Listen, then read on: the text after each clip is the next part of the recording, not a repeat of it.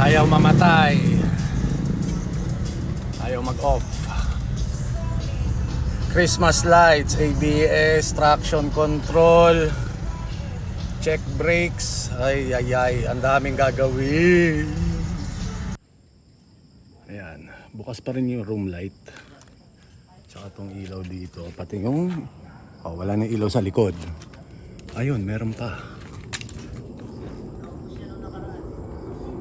So, hopefully mamatay. Kaya siguro na-discharge to dati dahil dyan sa mga ilaw na yan na lagi naka-on. Babalikan ko after 30 minutes kung mamamatay siya. Dapat mamatay yan.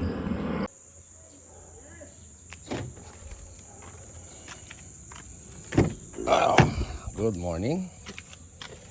So, nagawa muna natin aircon nito kay Kuya Heran.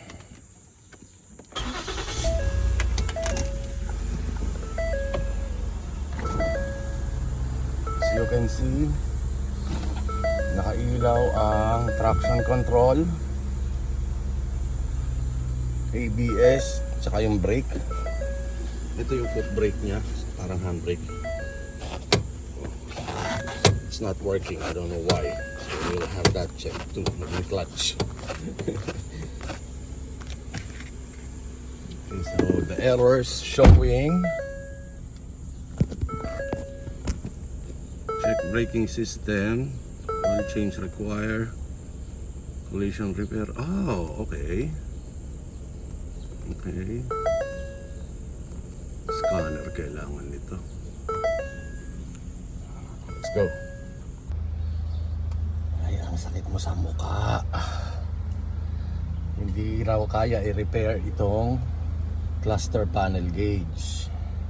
Ford pa more. So, kailangan palitan dahil dyan. At pinagmumulan din daw ng ground. Ito, yung head unit kaya naman. So, let's hope for the best. Yung cluster tatawag ko bukas. Hopefully may available dun sa Kapalangan. Continue yan. Meron pa ko isang grounded na hindi ko mahanap. Kaya nagpunta ako sa BCM. Patingin nga nung mismong wire na nasunog. Yan. ABS module. Yan. Ito. Ito pa. Ito pa, yan o.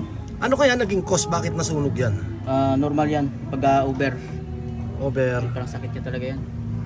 Normal to sa mga ganitong modelo? Hindi, pati Ranger. Pati Ranger may ganitong issue. Ganun din naman. Yung nagawa kami dito sa San Mateo. Pero pag na-repair yan, mahaba naman ang lifespan. Oh, mahaba naman lifespan. I-check natin. Natin ito. Oo. Sige. Kaya nagka-problema yung preno, no? Yung ABS. ABS yan. Kaso ito din yan po. Ano yan, bibiyakin to eh. Yung mismong motor. Bibiyakin yan. ABS module. Bibiyakin yan. Sige. Para makita natin. Bossing, nahuli na yung salarin sa Explorer nyo. Ganitong nangyari. Nag-supply sila sa fog light nyo galing dito sa park light. Ito kaya nag-over voltage. Kaya nasunog ang wire. Ngayon, may ballast type pa pala itong LED na ito. Ang ginamit Yan ang ginamit dito. So, hindi talaga kakayanin ng maliit na wire. Ito siya ngayon So, ang gagawin natin, tatanggalin natin lahat ng mga additional na accessories para matama yung amperahe ng lahat ng distribution sa light sa mga ilaw. Kaya yan, i-correct na lang natin. Boss, yung busina mo pala yung busina nyo, kumuha siya ng supply.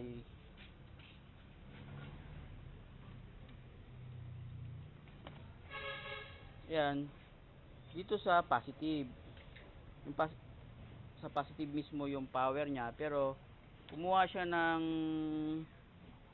supply ng positive negative dito sa sa park light.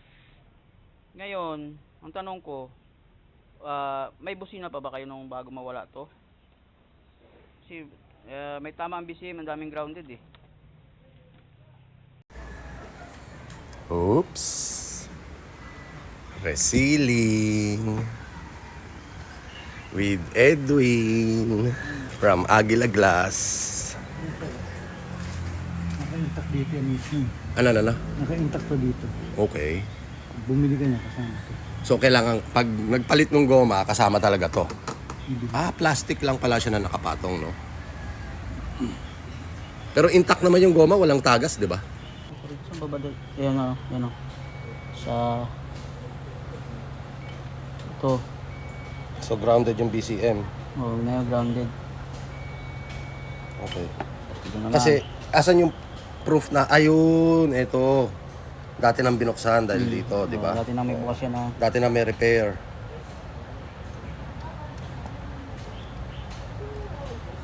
Ito. Lahat sila meron. O, yan. Kailangan walang ganon, ha? Ayan, o. Kita mo? Kumalat na yung tinta.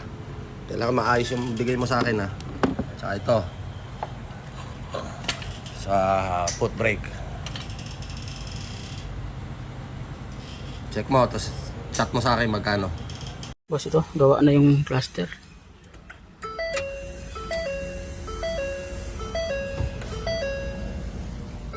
Ang tudin mo. Medyo may ano lang. Hindi ko ma-perfect.